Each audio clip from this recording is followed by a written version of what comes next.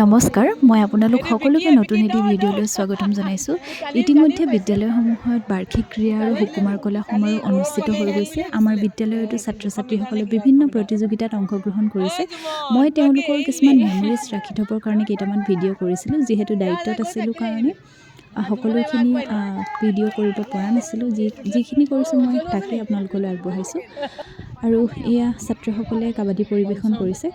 আচলতে বিদ্যালয়ৰ এই ক্ৰীড়া সমাৰোহ এটা উৎসৱমুখৰ পৰিৱেশ হৈ উঠে বিদ্যালয়সমূহত, আৰু ছাত্ৰ ছাত্ৰীসকলে নিজৰ প্ৰতিভা বিকাশৰ লগতে তেওঁলোকে এজনে আনজনক বুজিবলৈ বা তেওঁলোকৰ মাজত বন্ধুত্ব আৰু গাঢ় কৰিবলৈ এটা অপৰচুনিটি হয়, সুবিধা হয়। এইখিনি সময়তে মই যিহেতু ধেমাজি উচ্চতৰ মাধ্যমিক বিদ্যালয়ত ১.৫ বছৰ ধৰি কৰ্মৰত আছিলোঁ, আৰু এতিয়া মই ডিব্ৰুগড়লৈ ট্ৰান্সফাৰ লৈ আহিলোঁ। গতিকে সেই বিদ্যালয়খনলৈ মোৰ খুব বেছি মনত পৰে, যিহেতু ছাত্ৰ ছাত্ৰীসকল খুব বেছি আগ্ৰহী আৰু পাৰ্গত আছিল, আৰু সকলোবিলাক তেওঁলোকে খুব ধুনীয়াকৈ কৰিছিল, খুব ভাল লাগিছিল।